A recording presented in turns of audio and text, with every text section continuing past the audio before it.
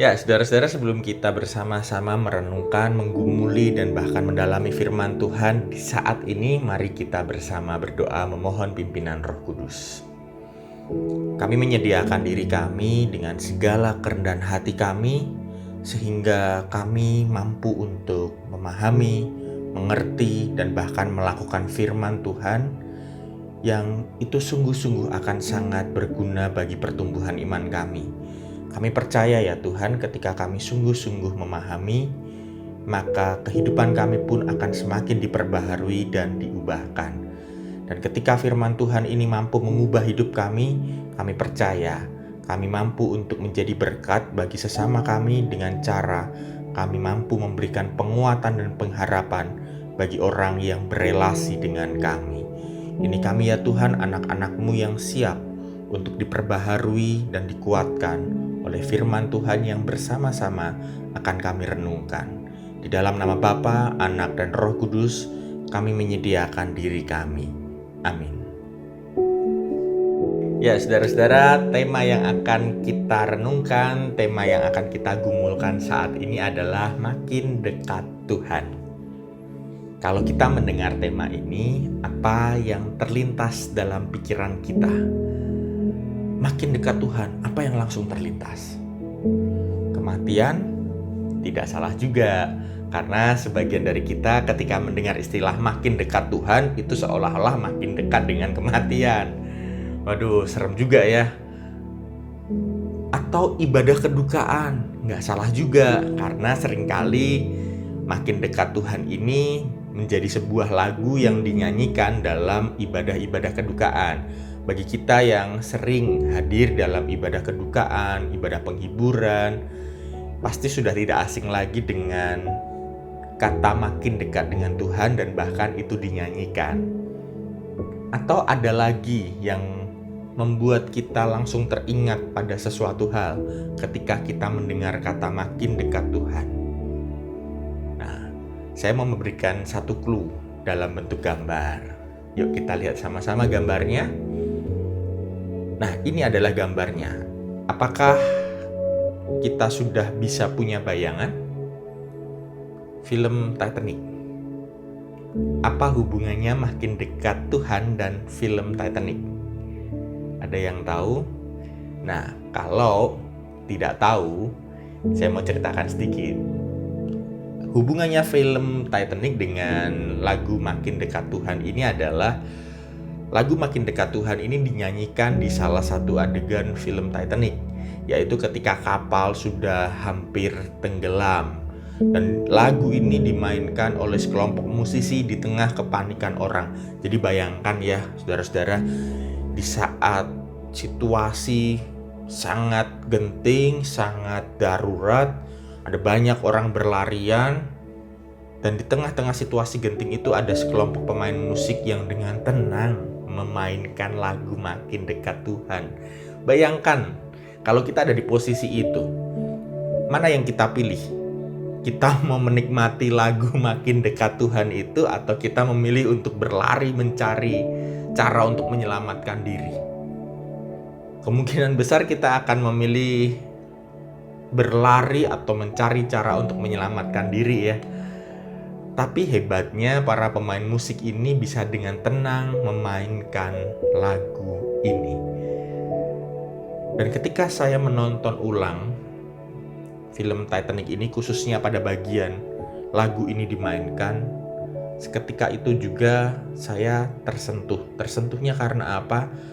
Karena di tengah kepanikan orang, di tengah rasa takut, kecemasan yang begitu besar, ada banyak orang yang berusaha untuk memainkan lagu ini dengan alat musik yang mereka bawa. Dengan kemampuan mereka berusaha memberikan kekuatan dan juga memberikan pengharapan dikala hidup saat itu sudah hampir menemui ajalnya. Begitu mengagumkan, begitu menggetarkan, ada orang yang berusaha sedemikian rupanya memberikan kekuatan bagi orang-orang yang saat itu sedang merasakan cemas. Nah, saudara-saudara, tapi di balik lagu Makin Dekat Tuhan yang kata-katanya sungguh meaningful, sungguh punya daya yang sangat menguatkan. Ada cerita di balik lagu ini. Lagu ini tidak lepas dari gubahan, tidak lepas dari permenungan seorang wanita bernama Sarah Flowers Adam. Siapa dia? Kita mau lihat sama-sama bagaimana masa lalu, bagaimana kehidupan seorang wanita yang bisa menciptakan lagu ini. Sarah Flowers Adam adalah wanita berkebangsaan Inggris yang juga merupakan seorang pemain teater atau artis di zamannya. Nah, ia mulai fokus menulis itu dan menciptakan karya sastra ketika karirnya di bidang keartisan itu terhalang oleh kesehatan dirinya yang makin hari makin menurun karena sakit TBC yang dialaminya. Dan perlu kita ketahui juga seorang Sarah Flowers Adams ini punya kemampuan menulis itu mungkin diturunkan oleh sang ayah yang juga merupakan seorang politikus. Seorang ayah berusaha mendidik anaknya untuk bisa menuangkan berbagai gagasannya dalam bentuk tulisan. Dan ketika itu dilatih terus-menerus, Sarah ini menjadi seorang yang punya kemampuan menulis sangat hebat. Dan di tengah situasi politik yang kurang baik di saat itu, Sarah juga dilatih untuk makin kritis, untuk menuangkan pemikiran-pemikirannya dalam berbagai tulisan-tulisannya sebagai bentuk protes terhadap pemerintahan di saat itu. Dan hebatnya nih, berbagai tulisan Sarah di saat itu menjadi headline di berbagai surat kabar Inggris di saat itu. Namun selain dia pandai dalam mengamati situasi politik, situasi sosial saat itu, dia juga adalah seorang Kristen yang taat dan juga menulis lirik dan sastra yang berbau rohani. Dan lirik Makin Dekat Tuhan ini ditulis Sarah ketika suatu hari ia didatangi oleh seorang pendeta yang berbagi pergumulan kepada Sarah bahwa pendeta ini punya kesulitan untuk mendapatkan lagu pujian yang berhubungan dengan tema khotbahnya. Tema khotbahnya apa? Saya kurang tahu pasti. Tapi tema khotbahnya saat itu diambil dari Kejadian 28 ayat yang ke-11 sampai dengan yang ke-19. Mari kita baca sama-sama, kita membaca di tempat kita masing-masing. Ia sampai di suatu tempat dan bermalam di situ karena matahari telah terbenam. Ia mengambil sebuah batu yang terletak di tempat itu dan dipakainya sebagai alas kepala, lalu membaringkan dirinya di tempat itu. Maka bermimpilah ia. Di bumi ada didirikan sebuah tangga yang ujung-ujungnya sampai di langit, dan tampaklah malaikat-malaikat Allah turun naik di tangga itu. Berdirilah Tuhan di sampingnya dan berfirman, "Akulah Tuhan Allah Abraham, nenekmu, dan Allah Ishak. Tanah tempat engkau berbaring ini akan kuberikan kepadamu dan kepada keturunanmu. Keturunanmu akan menjadi seperti debu tanah banyaknya, dan engkau akan mengembang ke sebelah timur, barat, utara, dan selatan. Dan olehmu serta keturunanmu semua kaum di muka bumi akan mendapat berkat. Sesungguhnya aku menyertai engkau dan aku akan melindungi engkau kemanapun engkau pergi. Dan aku akan membawa engkau kembali ke negeri ini. Sebab aku tidak akan meninggalkan engkau, melainkan tetap melakukan apa yang kujanjikan kepadamu." Ketika Yakub bangun dari tidurnya, berkatalah ia, "Sesungguhnya Tuhan ada di tempat ini dan aku tidak mengetahuinya." Ia takut dan berkata, "Alangkah dahsyatnya tempat ini. Ini tidak lain dari rumah Allah, ini pintu gerbang sorga." Keesokan harinya pagi-pagi Yakub mengambil batu yang dipakainya sebagai alas kepala dan mendirikan itu menjadi tugu dan menuang minyak ke atasnya. Ia menamai tempat itu Betel, dahulu nama kota itu Luz. Nah, saudara-saudara, ketika kita membaca teks ini, mari kita melihat lebih dalam lagi tentang teks ini. Kita mau lihat bagaimana perasaan Yakub di dalam teks ini. Ketika saat itu Yakub dilanda kecemasan. Yakub merasa cemas karena ancaman Esau, sang kakak. Lalu di tengah rasa cemas itu, ia disuruh Ribka untuk melarikan diri kepada Laban, saudaranya, agar terbebas dari kemarahannya Esau. Dan di dalam kekalutannya itu, di dalam ketakutannya, Yakub tentunya pergi sebagai orang yang merasa lesu, merasa ketakutan, letih, frustrasi, dan bahkan mungkin harapannya untuk hidup hilang. Dia membayangkan betapa kakaknya yang seorang pemburu itu bisa memburunya dan bahkan membunuhnya. Dan di dalam keadaannya yang demikian, ia tiba di satu tempat untuk bisa mengistirahatkan dirinya.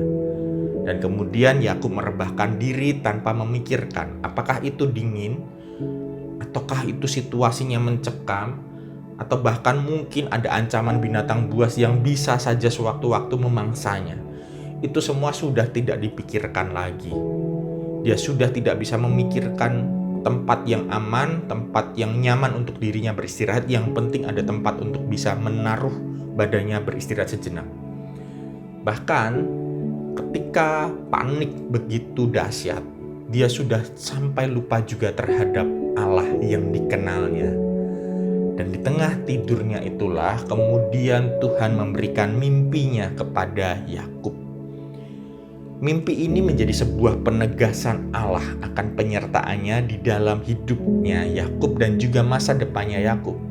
Dalam mimpi itu diceritakan, ia melihat ada tangga turun dari surga ke bumi, dan di ujung tangga itu ada malaikat-malaikat Tuhan yang turun naik melewati tangga itu. Lalu kemudian tiba-tiba Allah berdiri di sebelahnya dan berkata tentang janji yang juga Allah pernah katakan kepada Abraham. Jadi kalau kita membayangkan kalimat yang diucapkan Allah pada Yakub, kita teringat pada janji pemeliharaan Allah bagi Abraham. Dan janji itu pun ditegaskan kepada Yakub pula. Kalau kita tadi membaca ayat yang kita baca tadi, rasanya janji Allah itu tidak asing ya. Dan janji itu pun diberikan bagi Yakub untuk menegaskan bahwa Allah di masa lalu, masa kini, dan masa depan adalah Allah yang sama. Allah yang senantiasa memelihara hidup anak-anaknya. Dan mimpi Yakub ini menjadi sebuah peringatan keras bagi diri Yakub.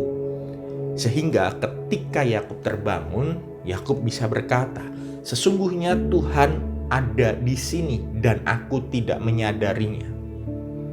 Ini menjadi sebuah kesadaran Yakub akan posisinya dia saat itu yang karena beban pergumulannya begitu berat, ia sampai lupa bahwa Allah ada bersama-sama dengan dia. Dia sampai lupa bahwa Allah pun bersama-sama dengan dia di masa-masa yang paling genting. Beban hidupnya itu menghalangi mata rohani Yakub untuk bisa melihat penyertaan Allah. Dan peristiwa pertemuan Yakub dengan Tuhan melalui mimpi ini menjadi momentum titik balik Yakub yang didasarkan dan disadarkan bahwa Allah tidak pernah menyangkali sedikit pun tentang janji-janjinya. Jadi sebenarnya kalau kita lihat di sini, Yakub tertegur oleh mimpinya sendiri, di mana melalui mimpi itu Allah berbicara kepada Yakub secara langsung.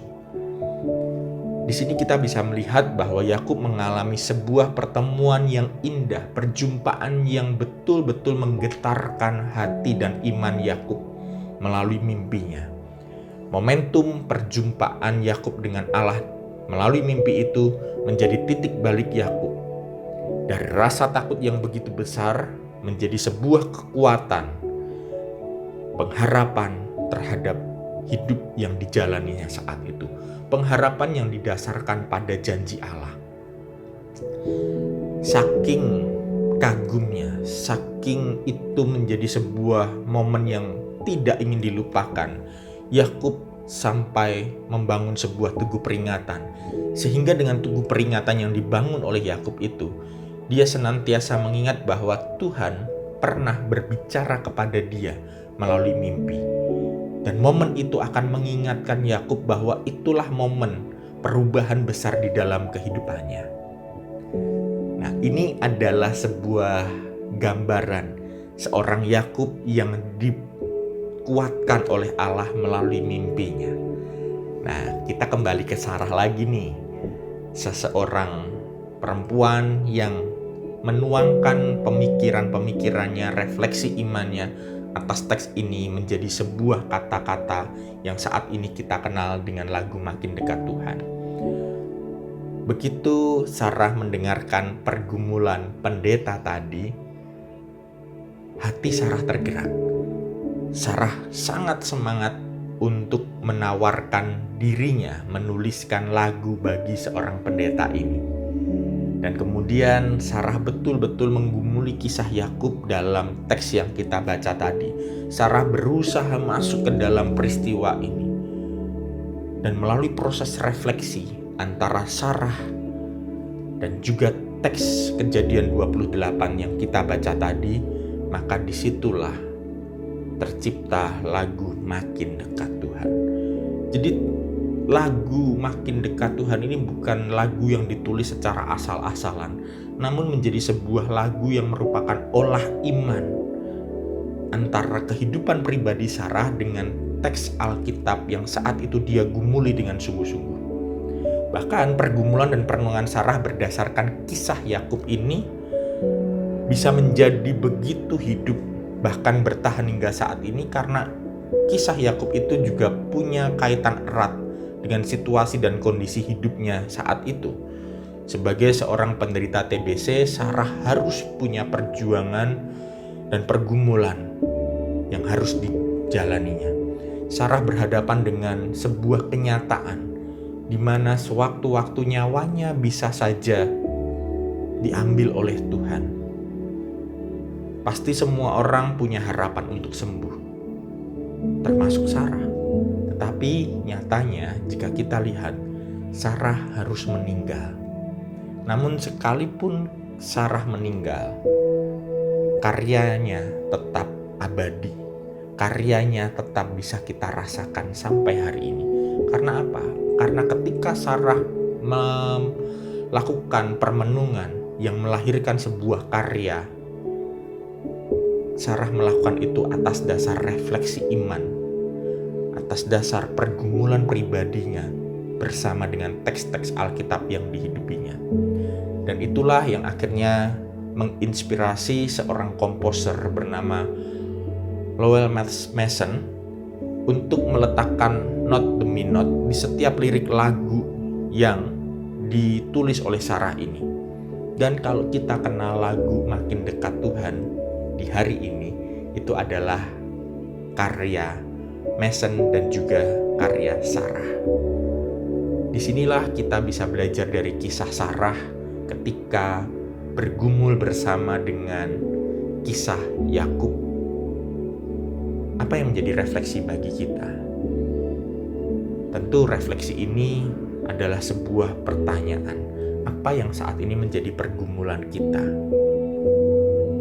Apakah saat ini kita mengalami rasa letih, rasa frustrasi, atau bahkan mungkin jika kita berani jujur, ada di antara kita yang merasa bahwa Tuhan meninggalkan dirinya.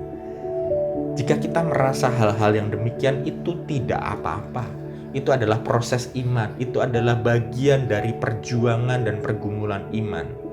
Karena toh ternyata Yakub pun juga pernah mengalami di mana dia lupa bahwa Allah bersama-sama dengan dia. Dan kemudian Allah mengingatkannya. Dan ketika saat ini kita punya pergumulan yang begitu berat sampai kita lupa akan pemeliharaan Tuhan, maka narasi dalam Kejadian 28 ayat 11-19 tadi itu adalah janji dan pengharapan Allah yang dinyatakan bagi Yakub dan juga bagi kita yang saat ini sedang mengalami ketakutan, keletihan, dan mungkin rasa frustrasi yang berkepanjangan.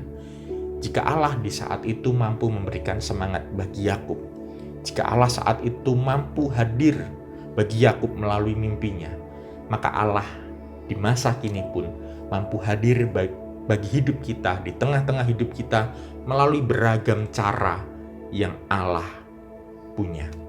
Allah bisa hadir melalui cara apapun, tergantung apakah kita sadar atau tidak.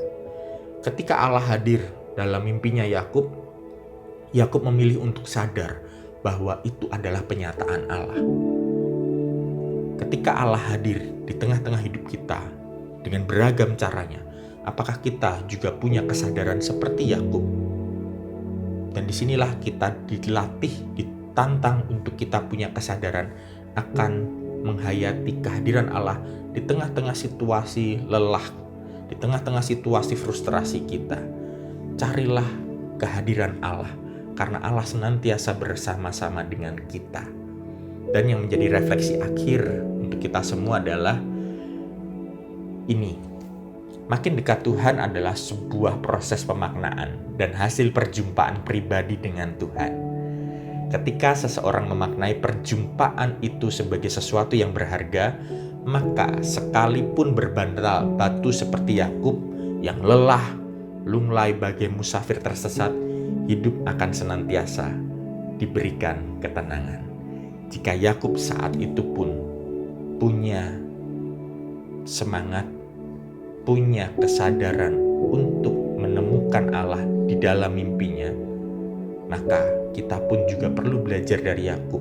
Kita perlu belajar dari Sarah, di mana Sarah menemukan Allah melalui proses pergumulannya, membaca teks Kejadian 28 tadi, dan kita pun bisa menemukan Allah melalui kehidupan kita sehari. Mungkin kehadiran melalui sahabat-sahabat kita, mungkin kehadiran melalui tayangan yang saat ini kita saksikan, mungkin kehadiran Allah melalui telepon dari sahabat kita yang menguatkan, mungkin kehadiran Allah melalui lagu yang menguatkan, atau bahkan mungkin kehadiran Allah melalui cerita-cerita inspirasi yang kita baca di saat kita ada waktu senggang.